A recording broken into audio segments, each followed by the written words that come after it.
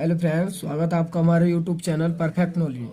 जैसा कि आपको पता है, हमारा साइंस का टॉपिक चल रहा था भौतिक विज्ञान। उसमें मैंने पहला चैप्टर आपको पढ़ा दिया था और दूसरा चैप्टर पढ़ाएंगे। ठीक है, चलिए तो वीडियो स्टार्ट करते हैं, समय बर्बाद ना करें।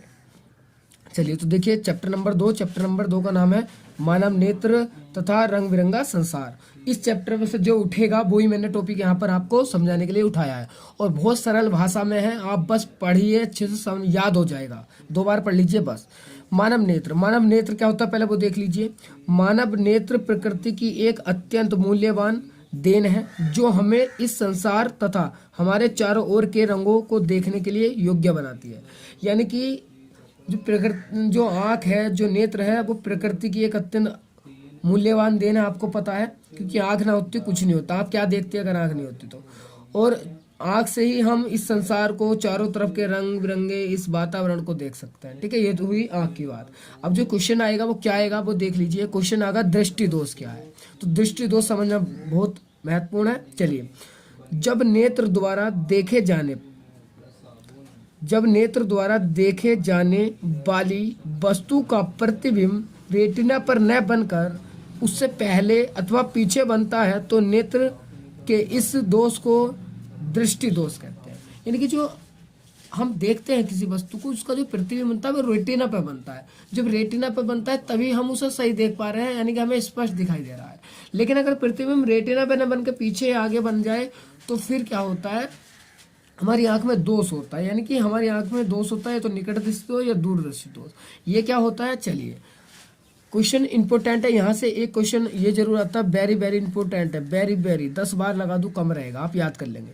तो क्वेश्चन आएगा निकट दृष्टि दोष। क्या आएगा, निकट दृष्टि दोष। देखिए डेफिनेशन बिल्कुल इजीली है, मॉडल में हार्ड लिखी हुई है। तो देखिए, आंख का वह दोष जिसमें व्यक्ति को निकट की वस्तु तो स्पष्ट दिखाई देती है परंतु दूर की वस्तु स्पष्ट दिखाई नहीं देती है, निकट दृष्टि दोष कहलाता है।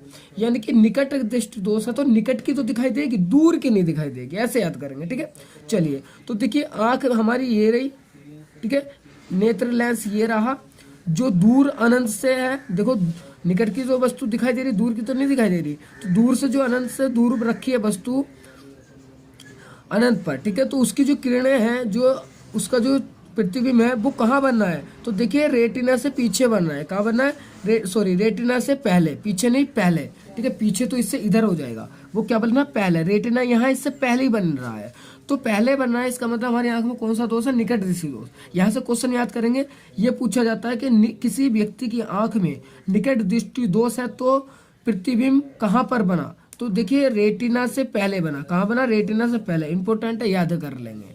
चलिए, अगर हमें इसका निवारण करना हो तो हम क्या करेंगे, देखिए निवारण के लिए हम दूसरा चित्र बनाएंगे। अगर वो चित्र से सवाल देता है, देखिए कैसे पेपर में क्वेश्चन कैसा आएगा वो मैं अभी लास्ट में आपको दिखाऊंगा कि पूरा क्वेश्चन कैसे आने वाला है। ठीक है, चलिए पहले आप इसे पढ़ लीजिए ध्यान से। तो देखिए, इसके लिए हम क्या करेंगे, अप्तर लेंस का प्रयोग करेंगे। अप्तर लेंस रख देंगे अपनी आँख के आगे, यानी कि चश्मे में लगा लेंगे, और उसका जो हमारा दूर स्थित वस्तु है उसका जो प्रतिबिंब होगा वो कहाँ बन जाएगा, हमारा ठीक रेटिना पर बन जाएगा। रेटिना पर बन जाएगा तो हमें वस्तु स्पष्ट दिखाई दे जाएगी।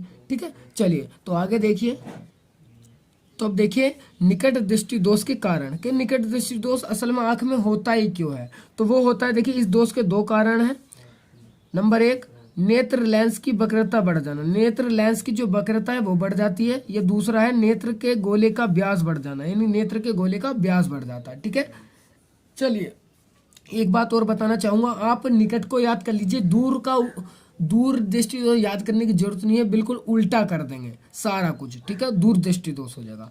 चलिए अब निवारण करते हैं इस दोष का। जब आंख में हो गया है तो निवारण देखिए, इस दोष को दूर करने के लिए एक अप्तर लेंस का प्रयोग करते हैं। किसका करते हैं, अप्तर लेंस का। देखिए बहुविकल्प में पूछा जाता है कई बार कि निकट दृष्टि दोष से पीड़ित व्यक्ति को किस लेंस का प्रयोग करना चाहिए, तो किसका करना चाहिए, अप्तर लेंस का। ठीक है, अब देखते हैं हम इसका क्वेश्चन कैसा आएगा वो समझ लीजिए।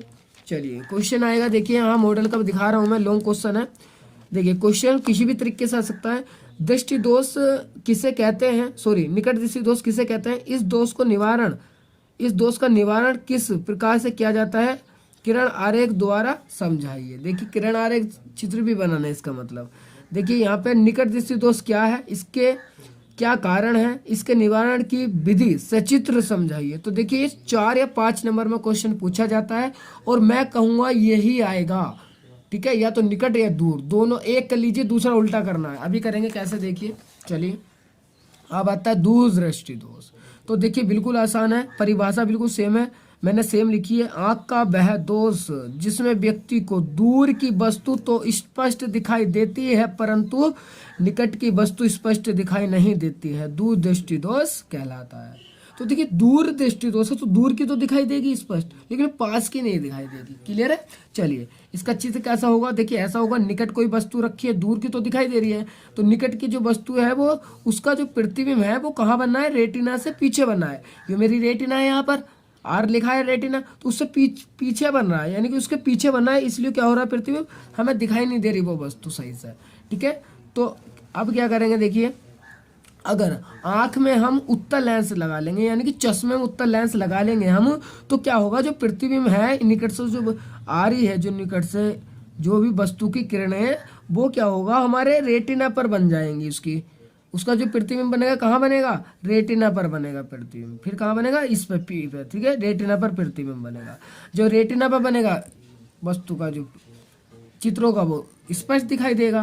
ठीक है, तो इसके दूर करने के लिए इसका क्या करते हैं, उत्तल लेंस का प्रयोग करते हैं। ठीक है, निकट की वस्तु आराम से दिख जाएगी अगर उत्तल लेंस है तो आंख में उत्तल लेंस लगा लीजिए। ठीक है, अगर दूर दृष्टि दोष है तो आंख में। ठीक है, अब देखिए इसका हम कारण देखेंगे। चलिए नेक्स्ट देखिए कारण। चलिए तो दूर दृष्टि दोष के कारण देखते हैं। मैंने कहा था बिल्कुल निकट दृष्टि दोष का उल्टा ही करना है। तो इस दोष के 2 कारण है। पहला, नेत्र लेंस की वक्रता कम हो जाना, उसमें बढ़ रही थी। नेत्र लेंस के गोले का कम हो जाना, उसमें गोले का क्या हो रहा था, बढ़ रहा था। तो बिल्कुल उल्टे कर दिया, हमारा दूर दृष्टि दोष हो गया। ठीक है, निवारण देख लेंगे। निवारण कैसे करेंगे, इस दोष को दूर करने के लिए उत्तल लेंस का प्रयोग करते हैं। किस लेंस का प्रयोग करते हैं, उत्तल लेंस का। क्लियर है। चलिए नेक्स्ट देखते हैं जरा दृष्टि दोष। देखिए कभी कभी जरा दृष्टि दोष भी पूछ लिया जाता है। तो आंख का वह दोष जिसमें व्यक्ति को न तो निकट की वस्तु स्पष्ट दिखाई देती है और न ही दूर की वस्तु स्पष्ट दिखाई देती है, जरा दृष्टि दोष कहलाता है। अब कहेंगे ये कैसा दोष हुआ, तो भाई उम्र जैसे बढ़ती है ना, यानी कि बुढ़ापे में तो ये दोष आंख में आ जाता है, ना तो धोरे का दिखाई देता है ना दूर का दिखाई देता है। ठीक है, तो उसके लिए क्या करेंगे, कारण क्या होता है। देखिए कारण में यह दोष पश्चात भी पेशियों के धीरे धीरे दुर्बल होने के कारण होता है, यानी कि इसका मतलब आंख की जो पेशियां हैं वो कमजोर हो जाती हैं।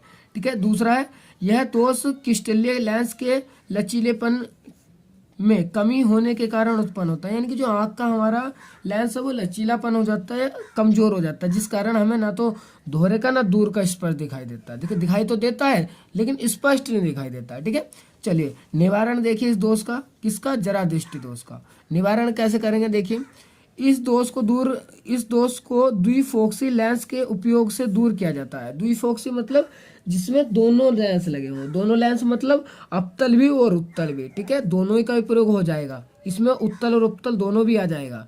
ठीक है, दोनों लेंस आप चश्मे में लगाइए। आपने देखा होगा आपने किसी के डॉक्टर के या किसी टीचर के चश्मे में जो दोनों ही लेंस लगे होते हैं, आधे में अवतल और आधे में उत्तल, और जब उन्हें दोहरे का देखना हो तो नीचे देखते हैं और सामने देखना हो तो आगे देखते हैं, इस तरीके से वो देखते हैं। ठीक है, चलिए इस चैप्टर का नेक्स्ट टॉपिक रह गया वो देखते हैं।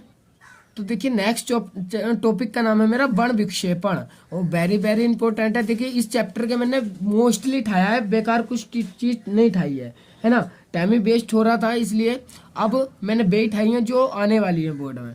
चलिए तो देखिए वर्ण विक्षेपण की डेफिनेशन, प्रिज्म द्वारा श्वेत प्रकाश की किरणों का अलग अलग रंगों में विभक्त होने की घटना को वर्ण विक्षेपण कहते हैं। देखिए डेफिनेशन बिल्कुल इजी लिखी है मैंने कि प्रिज्म द्वारा, किसके द्वारा, प्रिज्म के द्वारा श्वेत प्रकाश की किरणों का, जो श्वेत प्रकाश है उसकी किरणों का अलग अलग रंगों में विभक्त होने की घटना को वर्ण विक्षेपण कहते हैं। 1-2 बार मुंह से दोहराइए, याद हो जाएगी। इसका चित्र इंपॉर्टेंट है, याद कर लीजिए। देखिए प्रिज्म है एक मेरा, श्वेत प्रकाश डाला तो देखिए ये 7 रंगों में अलग अलग में विभाजित हो जाएगा। याद करने से करना है, ये याद ऐसी होगा, विबग्योर। ठीक है, विब BIG, विब GYOR, विबग्योर, यानी कि बी से बैंगनी, और आई जामुनी, V फॉर ब्लू यानी कि नीला, G फॉर ग्रीन यानी कि हरा, येलो, ऑरेंज और रेड। ठीक है, इस तरीके से याद कर लेंगे। ठीक है, और सबसे ज्यादा जो प्रकाश का जो विचलन होता है, ठीक है, जो सबसे अदर विचलन होता है किस रंग का होता है ये भी पूछा जाता है, जो किस रंग का सर्वाधिक और कम विचलन होता है ये पूछा जाता है, ठीक है। तो अभी मैं आपको क्लियर करूंगा, पहले आगे पढ़ लीजिए। चलिए इसमें थोड़ा ये हेडिंग पढ़ेंगे, प्रिज्म द्वारा प्रकाश का बड़ विक्षेपण। कुछ इसमें लिखना होगा तो आप बना के भी लिख देंगे, थोड़ा मैं पढ़ा रहा हूँ आप पढ़ के जाइए। जब सूर्य की श्वेत प्रकाश किसी प्रिज्म से गुजारी जाती है, यानी कि जब सूर्य की श्वेत प्रकाश किरणें, यहाँ पर किरणें छूट गया है इसलिए प्रॉब्लम हो रहा है, किरणें किसी प्रिज्म से गुजरती हैं तो वह अपने मार्ग से विचलित होकर प्रिज्म के आधार की ओर, आधार यानी कि आधार है प्रिज्म की आधार की ओर झुककर विभिन्न रंगों की किरणों में विभाजित हो जाती है। अतः सूर्य का श्वेत प्रकाश विभिन्न रंगों का सम्मिश्रण है। इस प्रकार से उत्पन्न विभिन्न रंगों के समूह को स्पेक्ट्रम कहते हैं, ठीक है, इस तरीके से।